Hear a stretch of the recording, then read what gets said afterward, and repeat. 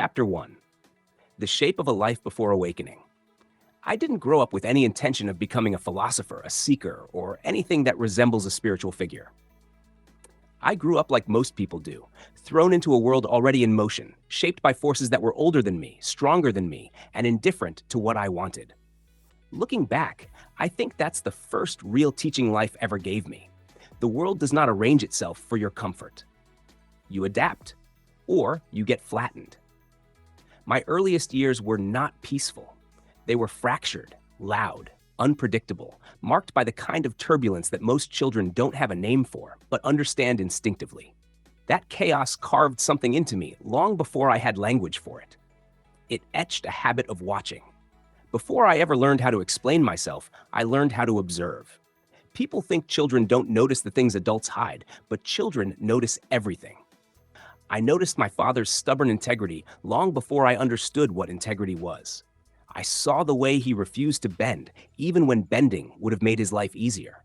I saw how he stood behind his people the way a leader should, even when the world condemned the man he admired for doing that very thing. My father never explained it as a philosophy. He lived it, and that was enough. If I inherited anything worthwhile, it came from him. But life didn't hand it to me gently. Like anyone forged in hardship, I carried the pendulum inside me. Some years I swung toward arrogance, believing I had survived enough chaos to justify hard edges and sharper words. Other years I swung toward self-sacrifice, trying to fix everything around me, even at the cost of myself. I didn't know it then, but both extremes were masks built over the same wound. Both were reactions, not choices. You don't understand that until you're older. You don't understand it until you've lived long enough for the swing to exhaust you. Somewhere along the way, the pendulum slowed. Then it quieted. Eventually, it stopped pulling me into its arc. That didn't happen in a church pew. It didn't happen in a meditation hall. It didn't happen in a moment of revelation or in the aftermath of a psychedelic trip. It happened the only place awakening ever truly happens, in lived experience. Slowly, then all at once. But before the clarity came, there were decades of motion. Decades of mistakes. Decades of survival. Decades of watching people destroy themselves through insecurity, fear, and the hunger for approval. Decades of learning that integrity isn't an image, it's how you behave when nobody is watching. And decades of discovering again and again that the people with the loudest certainty often have the weakest understanding. If there is one thing my early life taught me, it is this. People cling to illusions because reality terrifies them, and they will fight to protect the illusion long before they ever question it. I didn't know it then, but that single truth would become the quiet compass that guided many of the choices I made later in life. Choices that pushed me out of certain rooms, out of certain jobs, and away from certain people. Not because I was better than anyone in them, but because the clarity I carried broke their comfort. And people will exile anything that threatens their illusion. There's no bitterness in that, just fact. Before awakening, before clarity, before the understanding of the IS ever fully came into view, my life looked like anyone else's on the surface. Work, survival, pain, small joys, losses that carved deep, and moments of wonder that stitched the cracks shut again. I traveled, not as a tourist, but as someone trying to live inside the culture enough to understand it.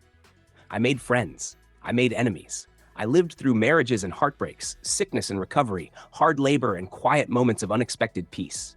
There was no single direction, no singular calling, no grand narrative. Just a man trying to live, to understand, and to keep his integrity intact through each shift in the wind. But under the surface, where most people never look, something was forming. A pattern, a thread, a way of seeing that kept deepening without my permission. Every hardship was sanding something down. Every mistake was removing another layer of illusion. Every experience was teaching me how to stand in myself without reaching outward for approval or inward for certainty. I didn't know it then, but the foundation of awakening was already being laid. Not through rituals, not through beliefs, not through teachings, but through the lived texture of a life wrestled with honestly. This chapter isn't the story of enlightenment. It's the story of what comes before it. Because before the clarity comes, life teaches you how to look. And before the awakening begins, life teaches you how to survive it.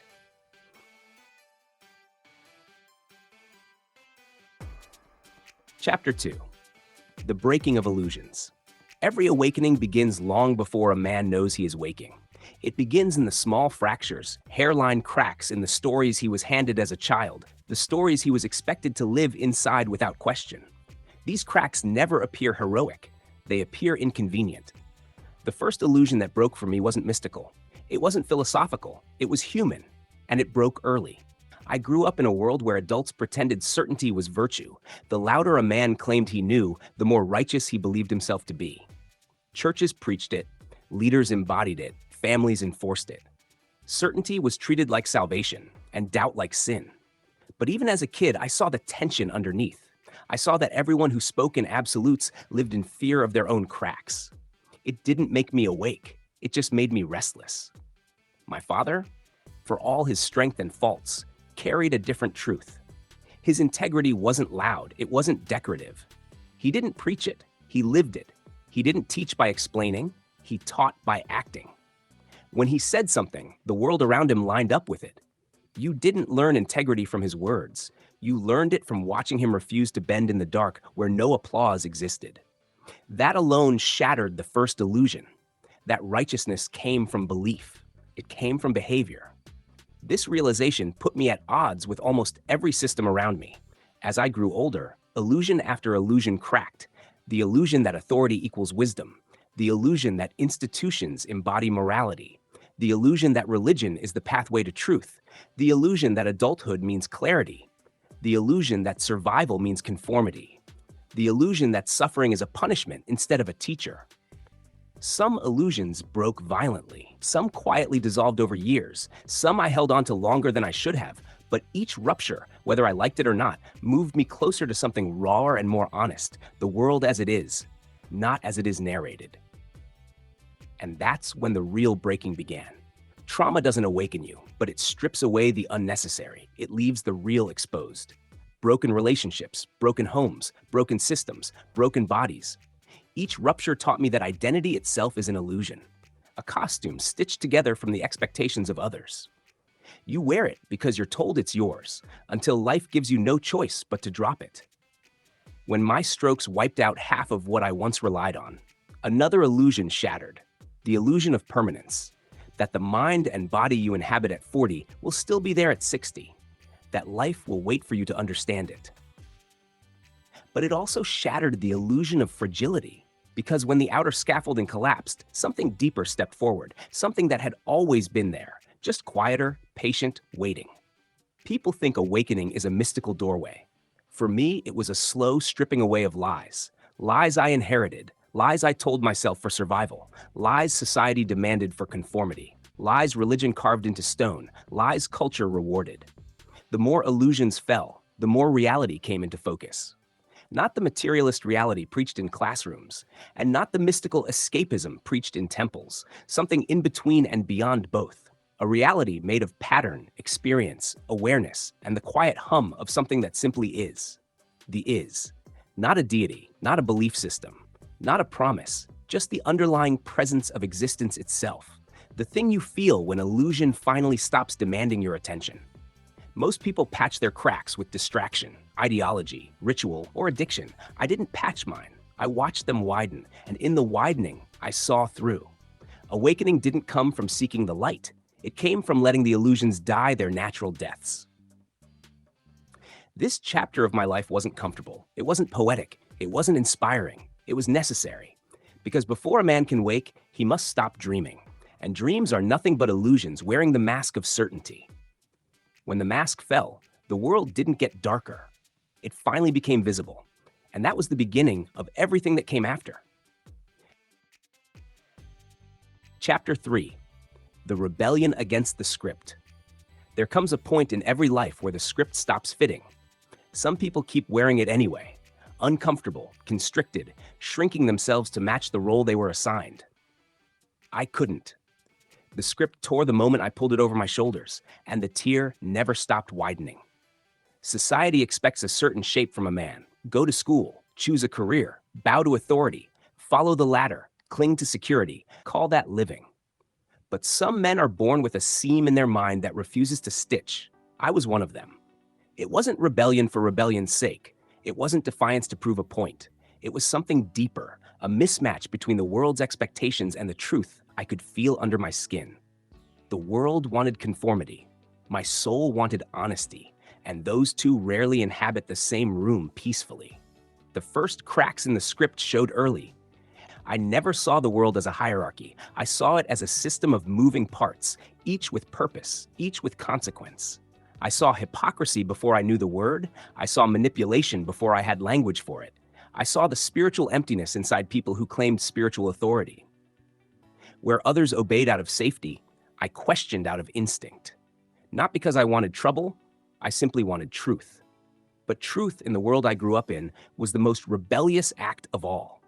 Authority didn't take kindly to a teenager who could out-reason them. Doctrine didn't tolerate someone who could see the pattern underneath it. Systems don't welcome people who point out their inconsistencies. And so I learned early that living honestly would cost me jobs, friendships, social acceptance, the illusion of belonging. But the cost never outweighed the alternative. The alternative was to betray myself.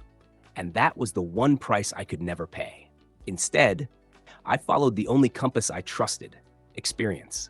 While others pursued careers, I pursued mastery. Not mastery of status, but mastery of craft, of work done with integrity, of learning through doing, of touching the world with my hands and understanding it through my senses instead of someone else's doctrine. I didn't train to become a craftsman. I lived into it. Every trade I learned was a chapter, not because it made me money, but because it taught me something about how the world actually worked. Metal taught me structure. Paint taught me patience. Mechanics taught me cause and effect. Travel taught me perspective. Teaching taught me responsibility. Failure taught me humility. Success taught me impermanence. And somewhere in that wandering path, I became what the script never would have produced. A man who understood the world not from theory, but from immersion. The irony is that every time I left the script, my life got clearer. Every time I rejected the path others insisted I should take, another door opened. People called me stubborn. They called me reckless. They called me unpredictable. But what they really meant was, I won't live according to your fear. I never chased a title. I never held on to a role longer than it served my integrity. I never accepted authority that was built on ego instead of experience. And I never allowed someone else's illusion to override my own understanding. This rebellion wasn't loud, it wasn't dramatic, it wasn't a fist in the air. It was simply the quiet, persistent choice to remain myself in a world that kept trying to overwrite me. Over time, a pattern emerged. Every job I held, whether brief or long, became a classroom. Every conflict became a mirror. Every crossroads became a test of whether I would fold or stay true. And every time, even when it cost me, I stayed true. That's the strange thing about rebellion of the honest kind. It doesn't feel like rebellion at all. It feels like survival. By stepping off the script, I didn't become lost. I became real. And in becoming real, I stepped into the life that would eventually shape everything that followed. The teacher I became, the craftsman I embodied, the man who could sit in the middle of chaos and see the pattern underneath, the one who could endure storms without breaking, because I'd already learned to live without the illusions that break most men. The script never held me, but experience did, integrity did, awareness did, and the silent current beneath everything, never left my side. This was the turning point, the moment when I stopped trying to live the life I was given and started living the life that was mine. Chapter 4. The Young Master in a World of Old Men. Most people spend the first 20 years of their lives learning the rules. I spent mine breaking them, not with recklessness, but with precision, where others were told, this is how it's done. I was already asking, but why? And more importantly, why not this instead? I didn't climb the ladder of my craft. I ate the ladder, broke it into pieces, and rebuilt it into something sturdier. By 19, while most of my peers were still figuring out basic adulthood, I was doing what full-grown men had spent decades trying to master. Not because I was special, because I was fully immersed. Painting wasn't a hobby. It wasn't a job. It was oxygen. Where other young men were chasing parties, I was chasing perfection in a coat of clear. Where they were learning responsibility, I was learning chemistry, temperature, humidity, flash time, substrate behavior. and how to see a flaw at a tenth of a millimeter with a naked eye. That kind of focus produces results you can't fake, and results, eventually, speak louder than age. I became an instructor at 29, not because I applied, because the school found me. They heard my work before they ever saw my face. And when they finally saw the man behind the reputation, the looks were always the same. You're the one? I didn't look like the other instructors. They were all in their 50s and 60s, some pushing 70, men who had been doing this longer than I'd been alive. Gray-haired. Long resumes, credentials on the wall. And then there was me, under 30. No credentials, no pedigree, just a body of work that shut every doubt up the moment they saw it. I wasn't hired to teach. I was hired because I embodied the thing the school claimed to teach. That's the difference. There was one other young instructor besides me, Matt Cimarelli, 5 years older, sharp as a razor, half mechanic, half theologian, still in seminary while writing the textbook for the American Boating and Yachting Council HVCVAC certification. Between the two of us, we were the outliers. We were the kids in a world of lifers, and oddly enough, the old guys respected the hell out of us because they saw something familiar, a kind of relentless devotion to the craft they thought only existed in their own generation. Matt taught systems, I taught finish. He explained the inner workings, I taught the final truth, the coat you can't hide behind, the one part of the job where bullshitting dies and skill either stands or collapses. Students would drift toward us, not because we were young, but because we understood something most teachers never grasp. Craftsmanship isn't taught, it's transmitted. It's passed through demonstration, through repetition, through stories about failures, through the quiet moments where a student watches you work and realizes that mastery is not a trick, it's a way of seeing. I wasn't teaching technique, I was teaching attitude, attention, integrity, respect for the material, patience, humility, before the reality that paint does not care about your ego. Real craftsmen don't bend the material to their will. They collaborate with it. And that was my classroom philosophy long before I had the vocabulary for it. But here's the part most people miss. I didn't stay at the school nonstop. Every time I felt the edges of my mastery dulling, I went back to the field, back into real shops, real booths, real deadlines, real pressure. Because a teacher who stops doing stops knowing. And I knew that the moment I stopped touching the work, I'd become just another man teaching rules he no longer understood.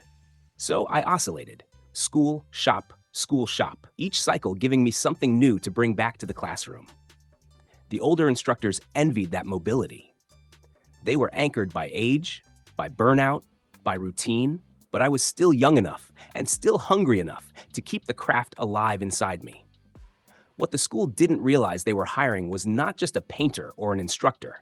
They were hiring a bridge between generations, between theory and application, between tradition and innovation, between the world of men who learned by doing and the world of students who learned by watching, listening, and experimenting. And though I never said this out loud, I felt it every day. I was born to teach, but only because I was born to learn. The teaching was just a byproduct of the learning. By the time I hit 30, I had already lived 2 full careers, and I had a reputation that old men twice my age envied and respected. Not because I demanded it, because it was undeniable. Mastery does that, integrity does that, consistency does that. And even back then, before any awakening, before the plane was anything more than a faint whisper in my life, I already understood one truth that would carry me into every chapter that followed. A man becomes a teacher the day he stops running from who he really is. And I stopped running early.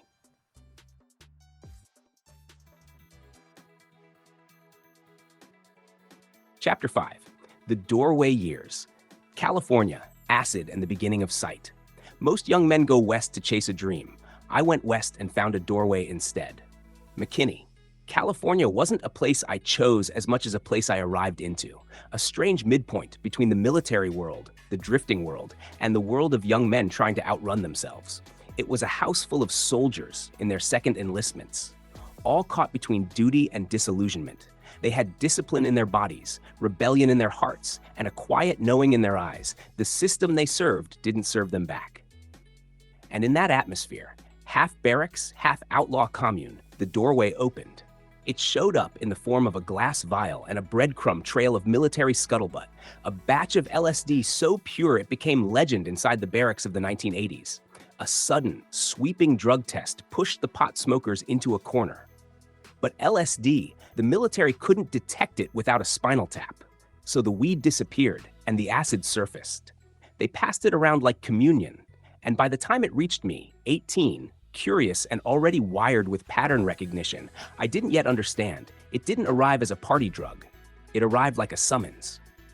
People talk about trips the way tourists talk about vacations. But what I experienced wasn't tourism. It wasn't even escape. It was reorientation. For the first time in my life, the world didn't feel distant or confusing. It felt connected, not mystical, just clear. Like someone pulled the plastic off my senses and upgraded the operating system.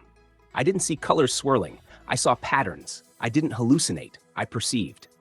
Everything became a system expressing itself. Emotion became pattern. Human behavior became pattern. Nature became pattern. Even conflict and chaos had their own rhythm.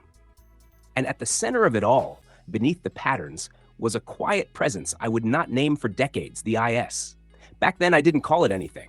I didn't have the vocabulary, but it sat in the background like a steady hum, like a signal I didn't yet know how to tune. When I returned home at 19, I wasn't changed. I was calibrated. My creativity exploded, not from fantasy, but from clarity.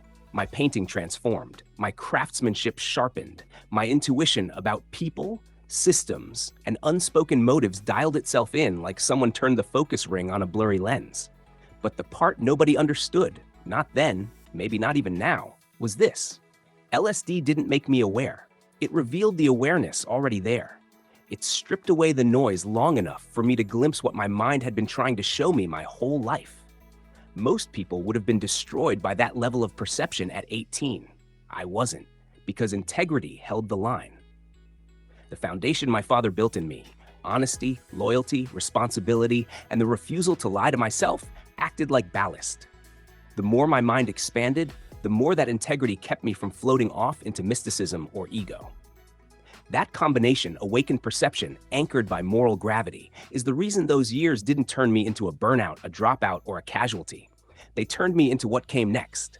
A craftsman with vision, a teacher with clarity, a man who understood people better than they understood themselves, a leader without seeking leadership, but most importantly, a seeker who didn't mistake the seeking for the truth. Those California years were the pivot point, not the awakening, the invitation. They were the training ground, the initiation, the first whisper from the universe that said, pay attention, look closer. There is more here than the world wants you to see. And I did.